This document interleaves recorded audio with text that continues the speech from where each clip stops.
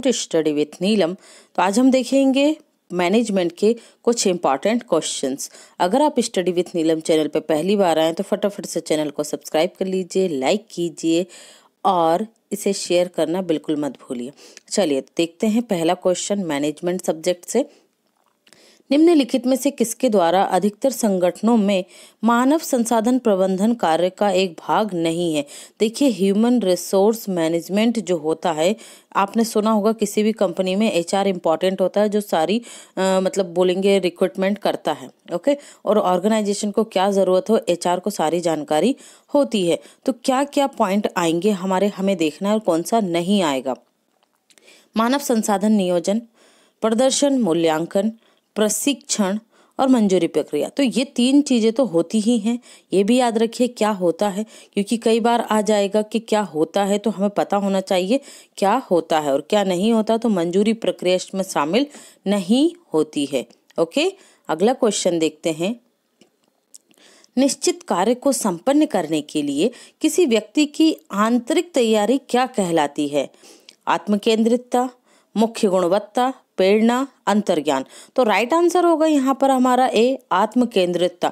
किसी भी कार्य को करने के लिए जब व्यक्ति अंदर से तैयार होता है तो वो क्या कर पाता है, उस कार्य को अच्छे से संपन्न कर पाता है। तो राइट आंसर क्या होगा यहाँ पर हमारा ए, आत्मकेंद्रितता।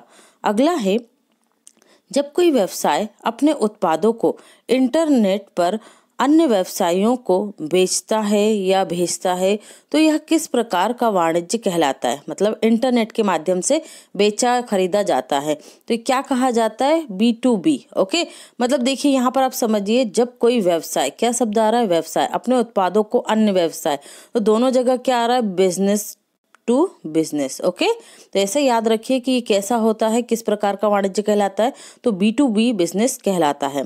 किसी संगठन ने अपने ग्राहकों के अनुकूल अपने उत्पादों तथा सेवाओं में परिवर्तन करने की क्षमता क्या कहलाती है। कोई ऑर्गेनाइजेशन है, वो अपने सर्विस और प्रोडक्ट में किसके अनुसार चेंजेस करता है, कस्टमर के अकॉर्डिंग, तो उसे क्या कहा जाता है, लक्षित वाणिज्य, मास कस्टमाइजेशन, अनुकूलन, विशेषज्ञता। यहाँ हमारा राइट आंसर क्या होगा भाई, बी होगा। इसे कहा जाता है मास कस्टमाइजेशन। ओके, नेक्स्ट देखते हैं, विक्रय संवर्धन में क्या क्या शामिल होते हैं। प्रचार, कर्मचारी विक्रय, विज्ञापन, उपरोक्त सभी। तो यहाँ हमारा राइट आंसर होगा डी, उपरोक्त सभी। प्रचार भी इसका एक भाग होता है, कर्मचारी विक्रय इसकी एक महत्वपूर्ण प्रक्रिया होती है और विज्ञापन भी इसी के अंतर्गत आता है। किसके अंतर्गत, विक्रय संवर्धन में। अगला है, प्रत्येक विकल्प की खूबियां तथा खामियां निर्णय लेने की किस प्रक्रिया के किस चरण को प्रकट करती है। जब हम कोई डिसीजन लेते हैं तो कौन सी चीज है जो हमें डिसीजन लेने के लिए आगे लाती है।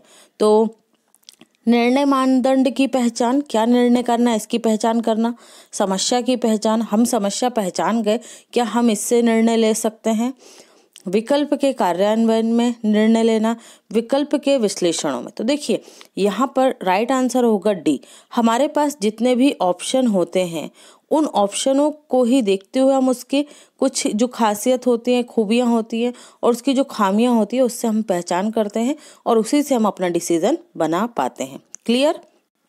नेक्स्ट है, निम्नलिखित में से क्या उन विभिन्न कंपनियों से जुड़ा होता है जो किसी उत्पाद को उसके निर्माता से उसके खरीदार के हाथों में पहुंचाने की प्रक्रिया में शामिल होती है। तो क्या होती है, वितरण श्रृंखला होती है, नेटवर्क श्रृंखला होती है, संवर्धन नेटवर्क होता है या आपूर्ति श्रृंखला होती है। कौन सी प्रक्रिया होती है जो खरीदार के हाथ में पहुंचाती है। तो राइट आंसर क्या होगा यहाँ पर हमारा, वितरण श्रृंखला। राइट आंसर होगा ए, वितरण श्रृंखला। ऋणों को समय पर चुकाने से क्या होता है भाई, किसी ऑर्गेनाइजेशन ने किसी कंपनी से बैंक से क्या लिया हुआ है, लोन लिया हुआ है। अब वो समय पे चुकाएगा तो उससे क्या होगा, ये जो ऑर्गेनाइजेशन है बैंक की नज़रों में इसकी जो सिविल है, जो साख है, वो बढ़ जाएगी। भविष्य में ऋण लेने में इस ऑर्गेनाइजेशन को आसानी होगी, कोई टेंशन तनाव नहीं होगा, अच्छी प्रतिष्ठा मिलती है या बोलेंगे से सिविल बनती है। ओके, तो राइट आंसर क्या होगा यहाँ पर हमारा डी, उपरोक्त सभी। अगला है PRT। PERT एक सांख्यिकी टूल जिसका उपयोग प्रोजेक्ट प्रबंधन में किया जाता है, इसका संक्षिप्त रूप क्या है? तो राइट आंसर क्या होगा यहाँ पर हमारा, देखते हैं। Product evaluation and review technique, B है project estimation and research technique, program evaluation and review technique, production estimation and research technique. तो यहाँ हमारा राइट आंसर होगा C, program evaluation and review technique. Okay, अगला है निम्नलिखित में से कौन सा प्रबंधन प्रक्रिया का एक तत्व नहीं है?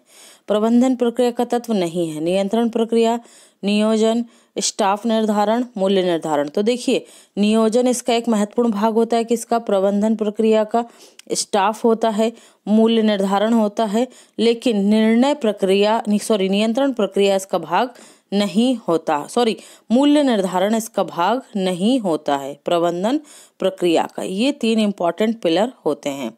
अगला है वह वित्तीय विवरण जो किसी विशेष समय में किसी उपक्रम की वित्तीय स्थिति को दर्शाता है, क्या कहलाता है? भाई, आपको किसी भी ऑर्गेनाइजेशन की अगर वित्तीय स्थिति के बारे में, फाइनेंशियल कंडीशन के बारे में जानना है तो किससे पता चलेगा? वित्तीय विवरणों के व्यवहारात्मक लेख से, आय विवरण से, नगद प्रवाह से, बैलेंस शीट से। तो राइट आंसर क्या होगा यहाँ पर हमारा डी, बैलेंस शीट से हम उसकी जानकारी पता कर सकते हैं।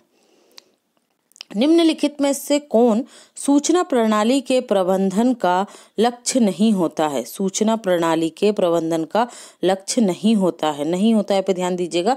निर्णय लेने की प्रक्रिया को सुगम बनाना, प्रबंधन के प्रत्येक स्तर पर आवश्यक सूचना प्रदान करना, संगठन के लिए लोगों की भर्ती करना, निर्णय लेने की प्रक्रिया में सहायता देना। राइट आंसर क्या होगा यहाँ पर हमारा सी, संगठन के लिए भर्ती करना। ये सूचना प्रणाली के प्रबंधन का लक्ष्य नहीं होता। निर्णय लेने की प्रक्रिया सुगम बनाना इसका महत्वपूर्ण लक्ष्य है। प्रबंधन के प्रत्येक स्तर पर आवश्यक सूचना प्रदान करना और निर्णय लेने की प्रक्रिया में सहायता देना, लेकिन भर्ती करना ये इसका कार्य नहीं होता है, इसका लक्ष्य नहीं होता है। निम्नलिखित में से मूल प्रबंधकीय कौशल है? प्रेरित करना, उत्प्रेरित करना, निरीक्षण करना, उपरोक्त सभी। तो राइट आंसर क्या होगा? सिंपल है, ये डी होगा इसका राइट आंसर, उपरोक्त सभी। ओके फ्रेंड्स, तो ये था हमारा लेक्चर। आई होप आपको पसंद आया होगा। पसंद आता है तो वीडियो को लाइक कीजिए, शेयर कीजिए अपने स्टडी रिलेटेड ग्रुप में, और अगर आप हमारे चैनल पे पहली बार आए तो फटाफट से हमारे चैनल को सब्सक्राइब कर लीजिए। Thanks for watching and take care.